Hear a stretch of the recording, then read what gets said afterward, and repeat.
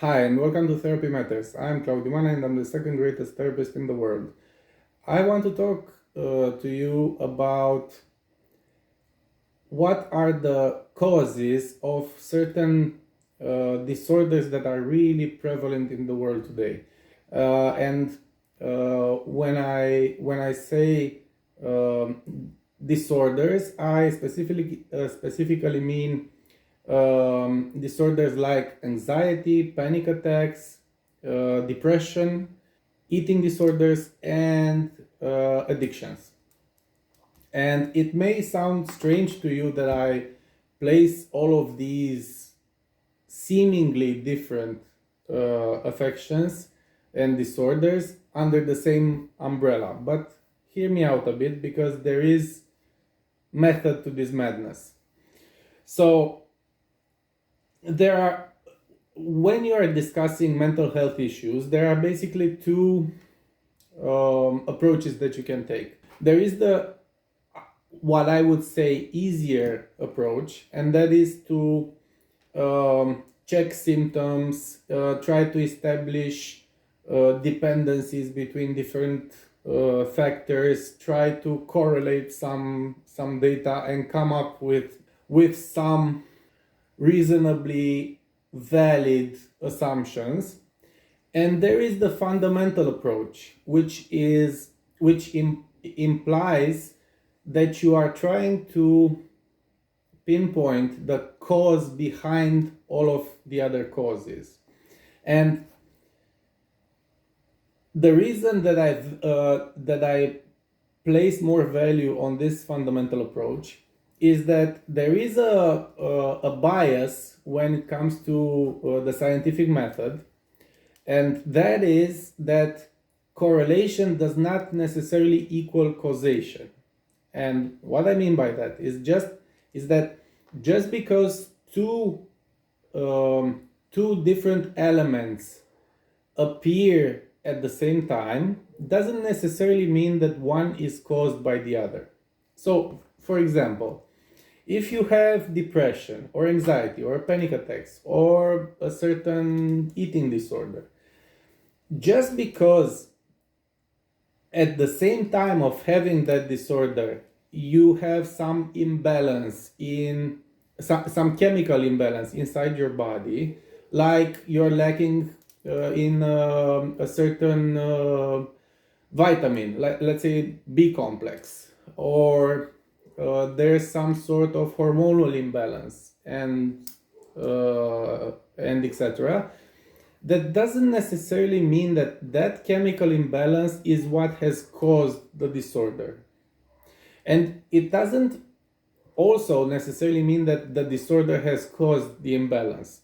And what I am proposing to you is the idea that none of those has caused the other one, and that they are both caused by a much deeper and fundamental problem, and that is a problem of how a person is living their life. And what I have come to learn by my practice is that at least partially, a great deal of disordered behaviors and disordered symptoms and so on can be explained by the lack of courage in a person's life. And when I say courage, I mean more fundamental aspects of courage, not necessarily taking risks with your own life. I mean, sure, jumping out of an airplane with a parachute maybe maybe a proof of courage. It may not. It may be a proof of other things as well. But let's say that it is.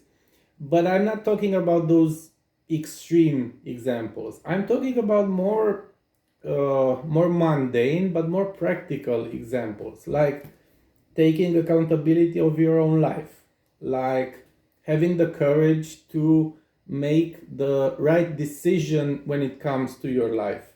And all of those other things. And that is why I am actually putting all of those disorders under this umbrella, because I can actually track anxiety, panic attacks, depression, eating disorders, addictions back to a lack of courage in the person's life. And while I'm not implying that that is the end all cure all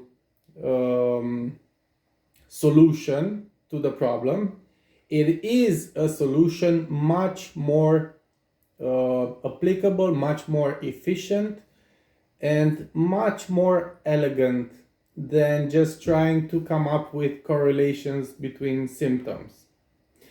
And if you're interested to know more on this subject, I have a free material that you can get, and that I fully encourage you to get. It's the address is available in the description of this video, or just below the video.